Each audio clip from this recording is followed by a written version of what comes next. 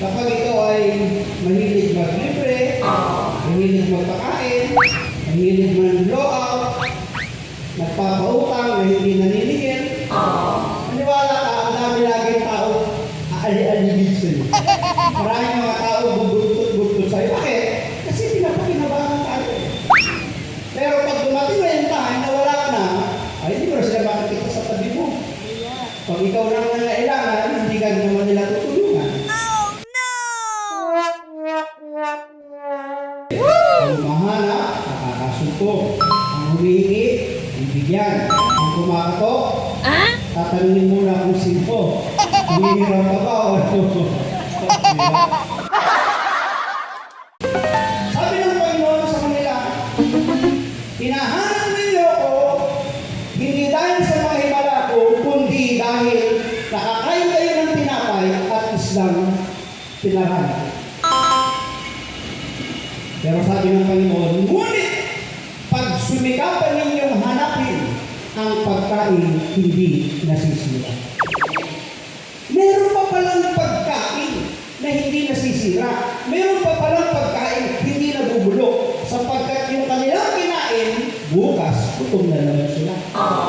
Ngunit ang pagkain na niaalok ng ating Panginoong Jesus, once na kinain ng tao, hindi na siya magugutom. Yun ang sabi ng ating Panginoon. Perfect! Parang ibig sabihin, yung himala na ginawa ng Jesus ng pagpaparami ng tinapay at isla ay introduction niya para ipakilala niya ang kanyang sarili na siya ang pagkain hindi nasisira. Kaya anong sabi niya?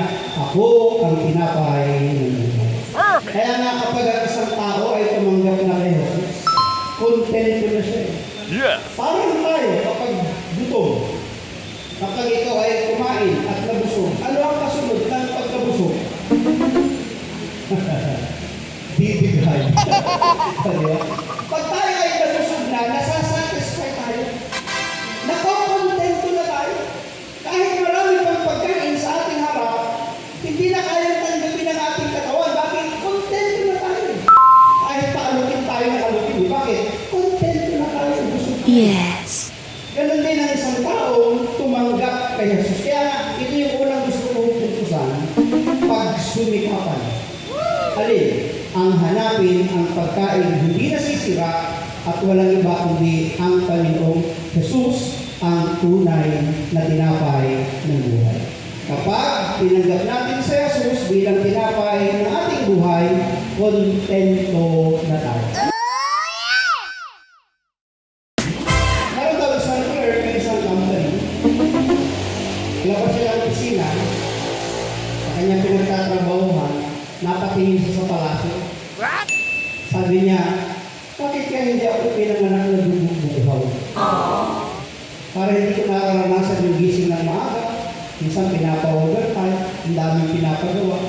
Siguro kung may pinanganak ako ng buhaw, dugong buhaw, panatag ng buhay ko, simple ang aking buhay. Simple buhay. Habang naglalakad yung clerk, yun namang nasa construction na nagkakarpentero, nakita siya na may mga hawak na dokumento, maganda yung linis, maganda yung suot. Sabi ng karpentero, kung ako'y nakapagtapos lang ng pag-aaral, siguro kagaya niya ako na nag-oopisina. Oh, wow. Hindi dito sa construction, araw-araw akong pagod. Eh di sana, meron akong simple buhay.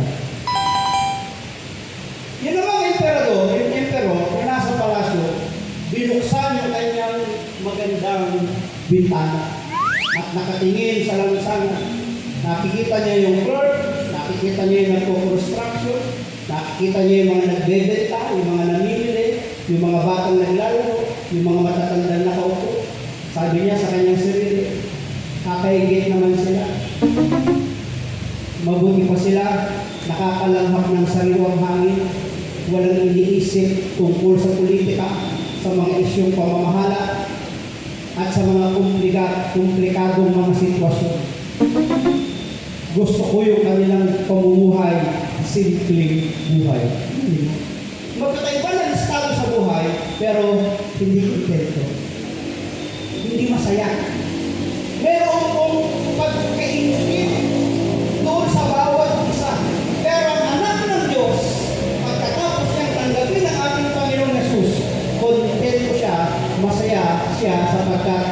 ang kanyang kasama ang tinapay ng buhay na palagi bumubusog sa kanyang kabubuhay. Yes! Sabi mo sa katabi mo, si Jesus ang tinapay ng buhay. Pag si Jesus ang tinapay ng buhay, kahit anong nasa hapag, masaya. Ipinagpapasalamat. Ang ulam namin, tuyo na naman. Salamat sa Diyos, sapagkat kami ay may ulam. Ang iba nga, walang may ulam, walang makain. See, kung titingnan natin at ikukumpara natin ang ating buhay sa iba, ipagpapasalamat mo kayo. Perfect! Hindi ka magkakaroon ng pagpaninibugho. Hindi ka magkakaroon ng pagkaingit. Bakit? Kasi meron kang contentment. Masaya ka sa iyong buhay na tinanggap mo. Sabihin mo sa katabi mo, huwag kang manibugho. Sabi ng John 15:5, kung kayo walay sa akin, wala kayo magagawa. Yes. Katulad ng sanga, 15 verse 5 to 7, diba? Kung kayo'y mananatili sa akin, at ako'y mananatili sa inyo, hingin ninyo ang inyong maibigan at ipagkakaloob sa inyo. Kaya ito po yung pangalawa, manatili. Kanino? Sa ating Panginoong Jesucristo.